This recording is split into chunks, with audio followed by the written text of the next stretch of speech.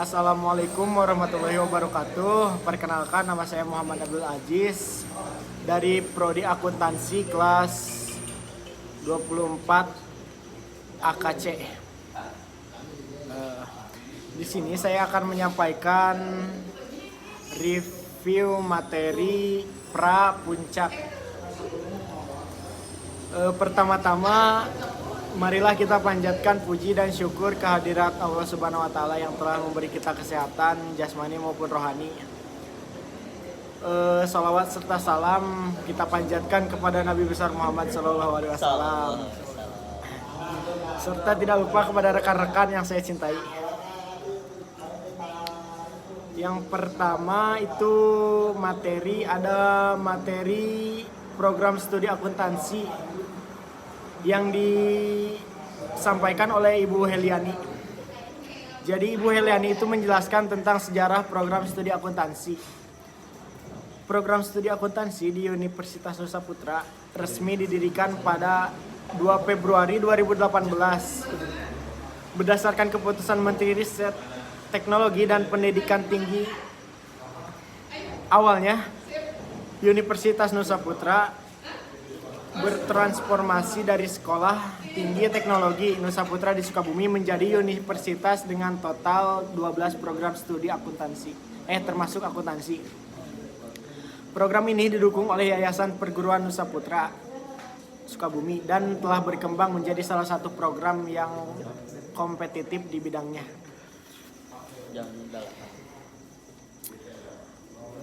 Adapun visi dan misi program studi akuntansi.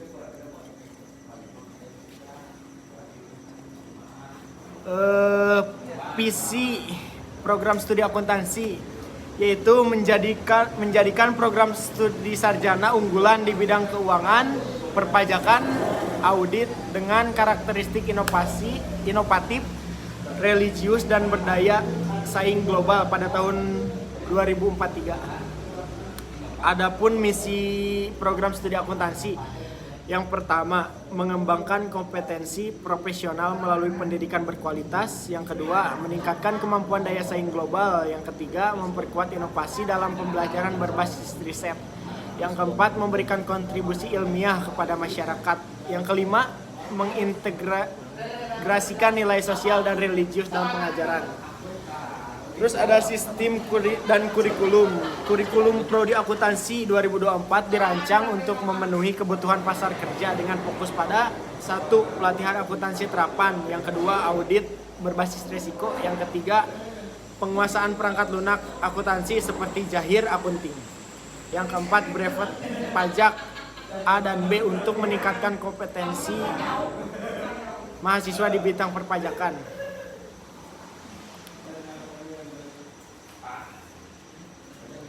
Adapun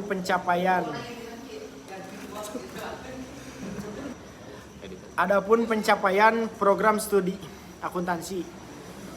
Yang pertama, partisipasi dalam Simposium Nasional Akuntansi.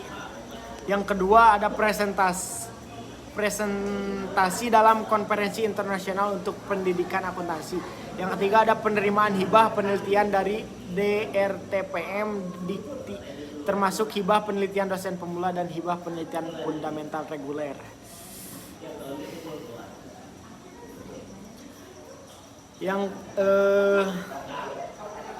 Terus ada materi kedua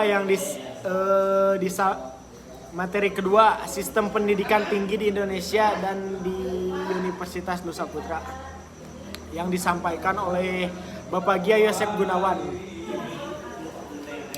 Pendidikan tinggi memainkan peran penting dalam membangun kecerdasan intelektual, kepribadian, pengendalian diri, dan keterampilan individu. Sistem ini diatur dalam Undang-Undang Republik Indonesia Nomor 12 Tahun 2012 yang menjadi landasan pendidikan tinggi sebagai jenjang pasca menengah. Jenjang Pendidikan tinggi di Indonesia dibagi menjadi beberapa jenjang. 1. Diploma atau D1 sampai D4, pendidikan vokasi yang berorientasi pada keahlian praktis. Yang kedua ada sarjana atau S1, pendidikan program akademik yang berlangsung minimal 4 tahun. Yang ketiga ada magister atau S2 dan doktor S atau S3. Pendidikan pasca sarjana untuk spesialis dan riset tingkat tinggi. Yang kelima ada program profesi atau pendidikan khusus untuk memperoleh kualifikasi profesional tertentu. Tantangan dan peluang. Tantangan tingginya biaya pendidikan, kesenjangan akses di daerah terpencil, dan ketidaksiapan lulusan dalam dunia kerja. Adapun peluang, 1. Pemanfaatan teknologi dalam pembelajaran jarak jauh, kerjasama. Yang kedua, kerjasama internasional dengan perguruan tinggi di luar negeri. Yang ketiga, otonomi lebih besar bagi perguruan tinggi dalam mengelola sumber daya. Materi berikutnya tentang plagiarisme yang disampaikan oleh Ibu Mutiaryani. Definisi dan jenis plagiarisme. Definisi menurut Perdeknas nomor 17 tahun 2010, plagiarisme adalah tingkat mengutip karya atau pemikiran orang lain tanpa menyebutkan sumbernya secara jelas dan memadai. Menurut KBBI, plagiarisme adalah mengambil karya orang lain dan menjadikan seolah-olah milik sendiri. Adapun jenis-jenis plagiarisme total, plagiarisme parsial, yang ketiga autoplagiarisme, yang keempat plagiarisme antar bahasa, yang kelima plagiarisme leasing. Artinya plagiarisme total yaitu menyalin seluruh karya tanpa izin atau perubahan yang punya karya. Yang kedua ada mengutip sebagian karya orang lain, jadi hanya sebagian. Yang ketiga autoplagiarisme, menggunakan kembali karya sendiri tanpa mencantumkan referensi atau tahun dibuatnya. Yang keempat ada plagiarisme antar bahasa, yaitu menerjemahkan karya tanpa mencantumkan sumbernya. Yang kelima ada pre-reading, berkontribusi sedikit atau tidak sama sekali dalam karya bersama. Pre-reading, berkontribusi sedikit atau tidak sama sekali dalam karya bersama. Yang berikutnya ada tujuan PKM. PKM memiliki beberapa tujuan penting, antara lain 1. Mengembangkan potensi mahasiswa, yaitu membantu mahasiswa mengenali dan mengembangkan bakat serta minat mereka di berbagai bidang. 2. Mendorong inovasi dan kreativitas, menciptakan lingkungan di mana mahasiswa dapat berinovasi untuk menjawab tantangan di masyarakat.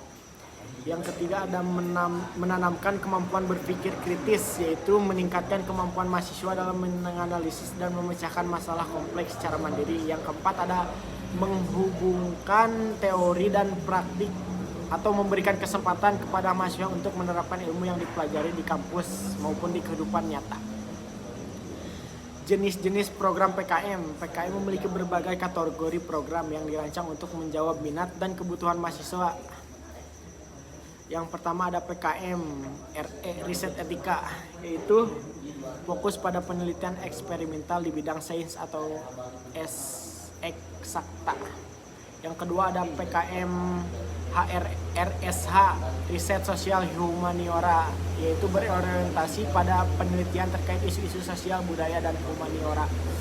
Yang ketiga ada PKM kewirausahaan, mengembangkan ide bisnis kreatif dan inovatif, sering kali berorientasi pada produk atau jasa unik. Yang keempat ada PKM PM, pengabdian masyarakat, memberikan dampak langsung kepada masyarakat melalui program pemberdayaan. Yang kelima ada PKM MI, yaitu